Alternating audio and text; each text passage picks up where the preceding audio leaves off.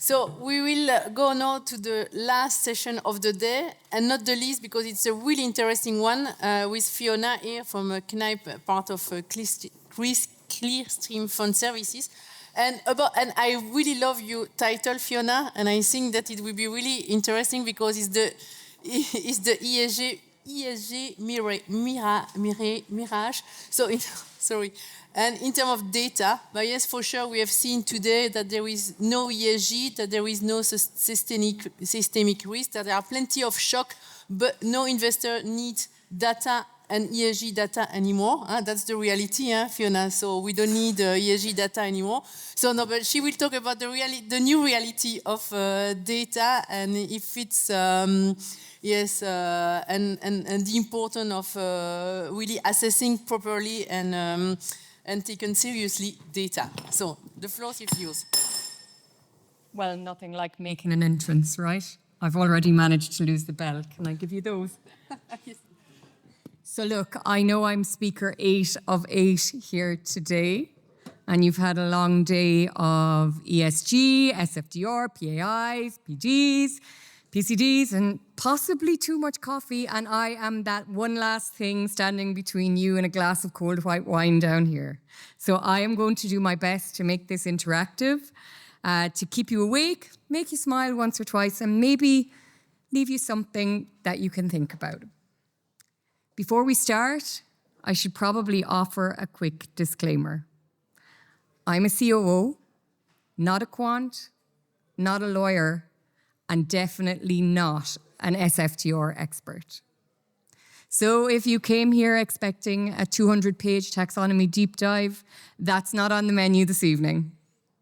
That's why we have the team from Knipe here, Veronica, Lausine, Mirtha, and Mario, who will take any questions as we go through this later on, okay? I've spent most of my career in Luxembourg, but as you can probably tell from my accent, I'm not Luxembourgish, I'm from Ireland. I'm not a turncoat though, so as I go through my talk tonight on the ESG mirage around data, disclosure, and the new reality, I'm going to do a bit of a cross-border tour. So Lux for structure, Ireland for scale, and me trying to keep both sides in check. So, imagine this and cast your mind back if you were here. I was. It's 2022 in Luxembourg. It's the summer. The drought is so severe that the ground cracked beneath the farmers' boots. Crops withered, feed cost soared. Our food prices followed. And when inflation hit, relief didn't come from the sky. It came from something uniquely Luxembourgish: wage indexation. Automatic pay and pension increases triggered when prices rise. Fast forward to 2024, the opposite story. The wettest year on record, relentless rain. Fields turned to mud, harvests ruined, food prices rose again. Indexation kicked in. Those 2 years tell a deeper story. Climate extremes are no longer an abstract notion. They write themselves into our paychecks, our pensions, and our budgets. A weather pattern in a farmer's field becomes a financial event in your household. That's the first revelation. Climate change isn't out there, it's in your wallet. And we're not just seeing this in the fields, it's shown up in our financial frameworks. Across Europe, sustainable funds have surged from 6% of total funds in 2019 to about 20% by the end of 2023. Luxembourg now hosts over 1/3 of those assets, making it the #1 fund domicile for sustainable finance. 2/3 of Luxembourg UCITS are now classified under SFDR 8 and 9. And Ireland, because we can't forget that, is ranking number 2 in Europe with about 27% of the market share and about 5 trillion assets under management in Q1 2025.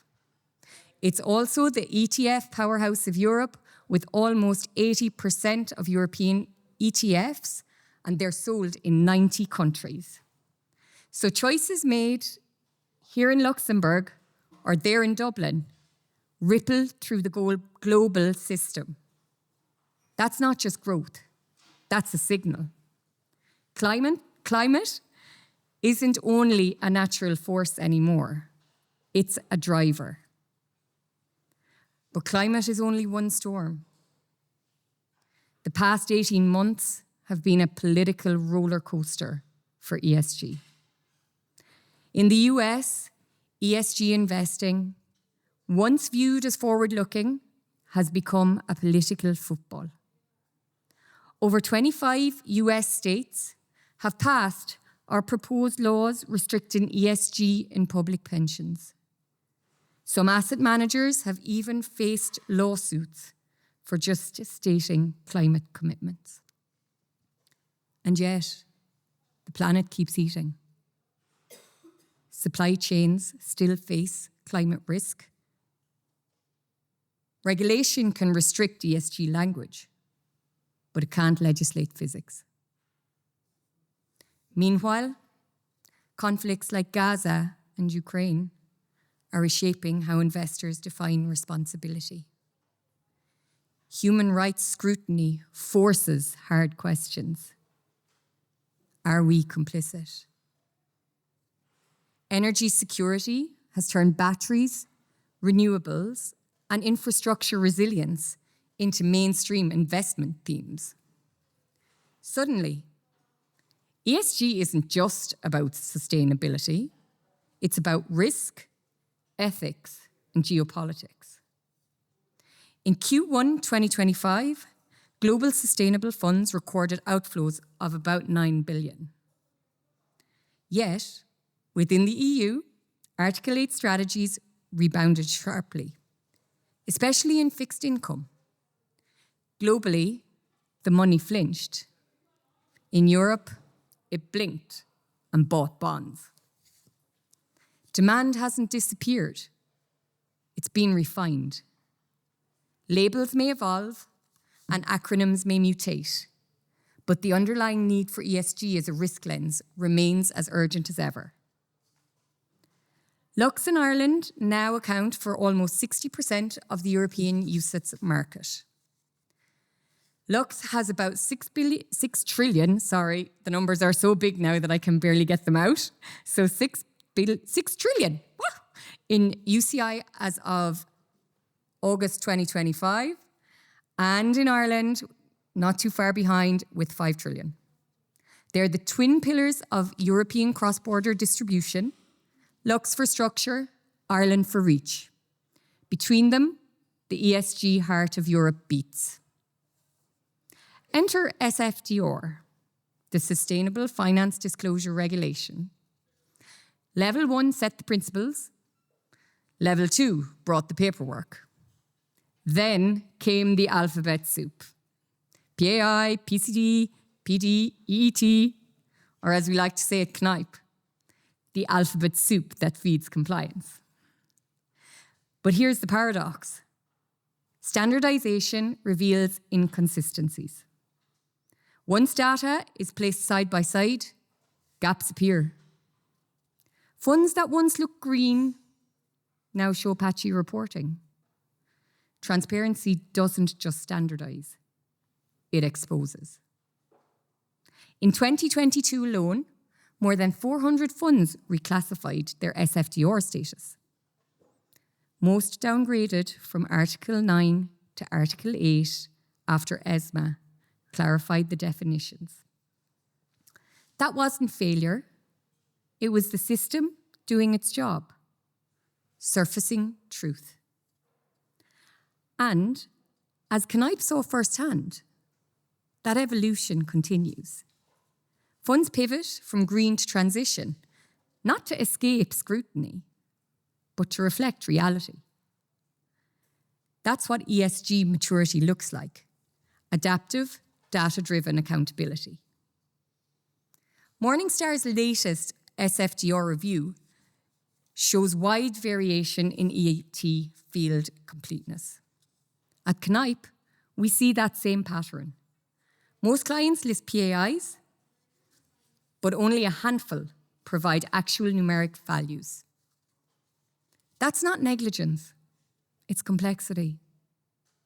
Multiple data sources, different taxonomies, evolving methodologies. But regulators are not waiting. And the 25 million fine imposed on Deutsche Bank's DWS for greenwashing made that painfully clear. Regulators found that DWS overstated its ESG credentials, claiming leadership while undergoing internal transformation. The case, spanning raids, leadership changes, and record penalties, is a powerful reminder. Sustainability claims must be backed by substance, not slogans. This isn't just about one firm. It's about an industry being asked to grow up. It's a call for transparency, accountability, and integrity in how we communicate our sustainability commitments. This is where Knipe steps in. At Knipe, we don't just process templates. We translate complexity into credibility. We help asset managers get their ESG story right. From data mapping and SFDR templates to PAI calculations and ongoing EET updates. We make funds transparent, comparable, and trusted, so managers can focus on their strategy and not spreadsheets. Because in ESG, hope is not a strategy, accuracy is. Investors reward clarity. Despite the political noise, Article 8 funds in Europe are seeing renewed inflows. Why? Because ESG isn't about just virtue, it's about visibility, resilience, and long-term value creation. Messy data creates market noise. Clean data builds trust. And Knipe's mission is simple: to turn ESG from a reporting burden into a strategic advantage. Climate events, politics, regulation, investor demand. They're not separate forces. They're converging. Weather patterns write themselves into paychecks. Conflicts reshape portfolios, and regulations expose truth. And investors still demand transparency. Luxembourg and Ireland are at the centre of this movement. Our funds reach nearly every market on earth. We are the backbone of European sustainable finance. And at Knipe, we make sure that backbone is strong, consistent, and credible. We don't just deliver regulatory reporting, we also live it. We track our own CO2 emissions, our paper use, and energy efficiency. ESG isn't just a product we sell, it's a principle we embody. So here's what I'd like you to do tomorrow. I want you to think about your lens. Article 8 or 9, be intentional, not fashionable. Fix your plumbing. Clean up your EET and PAI data. No more messy CSVs. And hedge your reality. Use ESG data and indices to manage transition risk. Less headlines and more pipelines.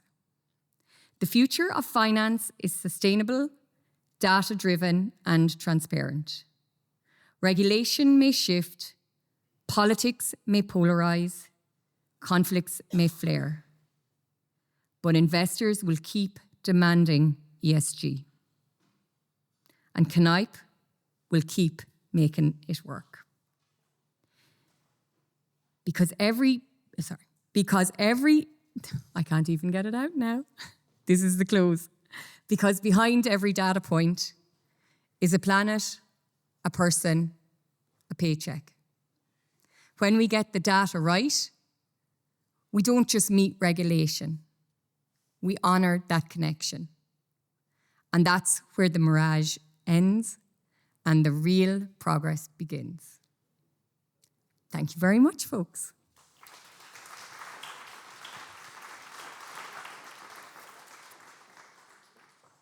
If there's any questions, my colleagues are just behind you and they're going to help me.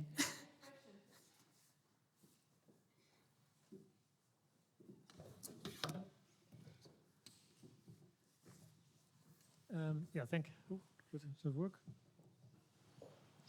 Thank you for that. The journey of ESG has quite some similarities from, say, the securitization world when things went pear-shaped in 2008. And it took a few years to fix that. We now have something called the European Data Warehouse for securitization. Do you see a solution like that for ESG reporting as well? That you just create standardized templates per asset class, so you have basically also availability for investors. You can do benchmarking, comparison, the whole thing, and make it a little bit easier to do it. I think that's the dream, for sure. And I'm going to call on my colleagues to help in one moment. I think what we certainly see with asset managers is that they are creating their own databases now. I think overall, truly people are only realizing now that data is an asset. Before, it used to be just a byproduct. Now it's an asset. And I think that's what's changed.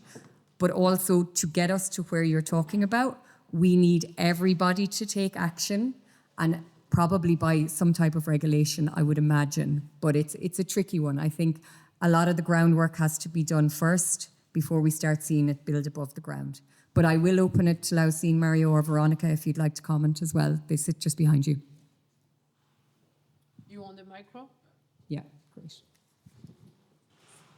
No worries.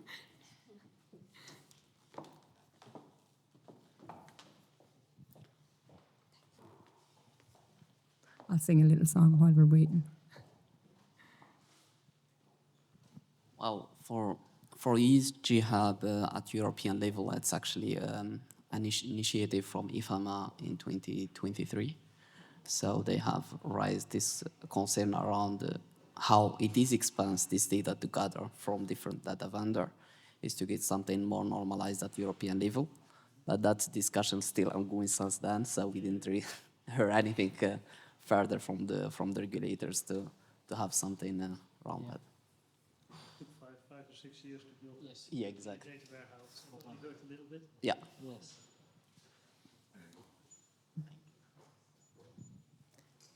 Any other question?